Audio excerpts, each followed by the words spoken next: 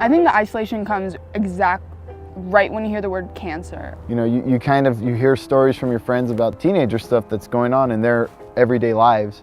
And not only are you detached from that, but then when you go into what is your life, which is going through chemotherapy and going to the hospital and staying home and cleaning different medical devices and stuff, you feel like you're not really part of that either. So you are kind of in this search for, where do I go? Where do I belong? Where can I fit in? That's where having an environment that caters to that is so vital. We're basically identified as either adults or kids. There's not like, and we're not nor adults nor kids, you know? I think it's important that there's an age-targeted approach to the cancer movement. You know, we're not quite children anymore. We're not fully on our own as adults. Getting cancer as a teen is especially hard because you're kind of in that pivotal moment in your life. You know, as a girl, you want to talk about like boys and who's going to ask me to the dance, or what am I going to wear to my first day of school, those kind of things.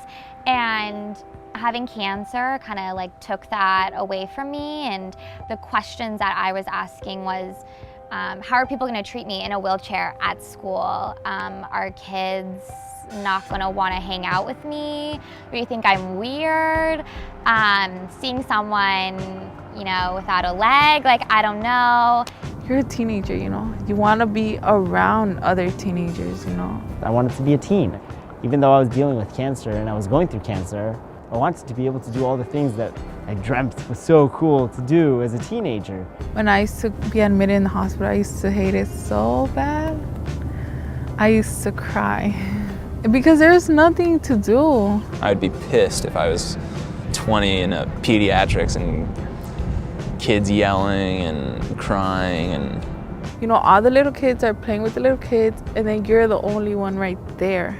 I was in geriatrics, actually, I think.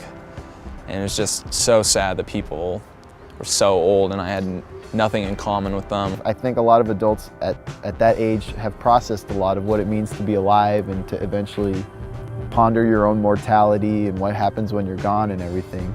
That when you're a teenager, that kind of stuff is usually like, you know, you're concerned about what the next sport game is or what movie's coming out or something. You know, existentialism isn't really the topic of the day. Just the old people just smelled like old people, and I wish there were more, you know, kids my age or people my age to liven the spirits.